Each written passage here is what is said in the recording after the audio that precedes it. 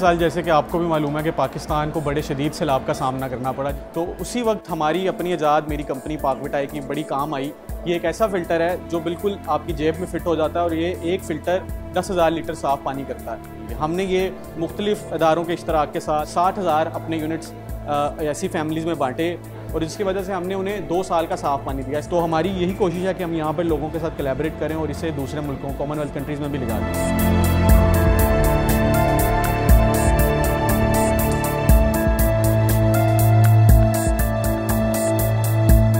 भी कॉमनवेल्थ में नौजवान लोग हैं, यंग पीपल, उनमें से जितने भी मार्जिनलाइज्ड यंग लोग हैं, जितने भी disabled minorities, gender minorities, ethnic minorities, उनकी representation, that's what I do.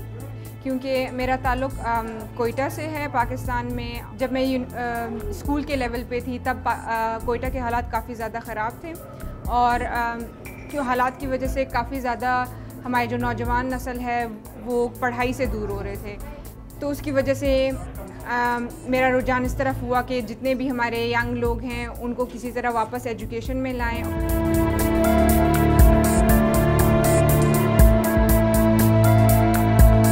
ये 2 दिन की जो 3 दिन की कॉन्फ्रेंस हुई है, इस मीटिंग के अंदर तो तकरीबन 50 कॉमनवेल्थ मेंबर के कंट्रीज़ के जो मेंबर्स हैं उन्होंने शिरकत की है। तो 37 के करीब उसमें मिनिस्टर्स हैं, 37 मिनिस्टर्स लेवल इसकी पार्टिसिपेशन है और 50 और डेलीगेशंस आए हैं।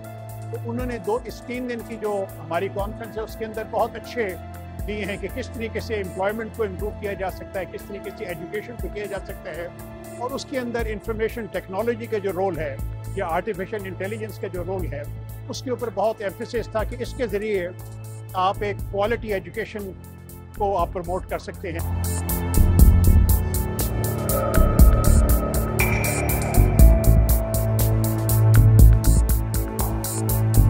I'm living in Pakistan for 11 years and I had the experience of communication gap for special needs, for being women. So I feel that the Commonwealth could actually lock on people's door and communicate, make friends with them. You'll be amazed how open and lovely we are apart from all these stereotypes.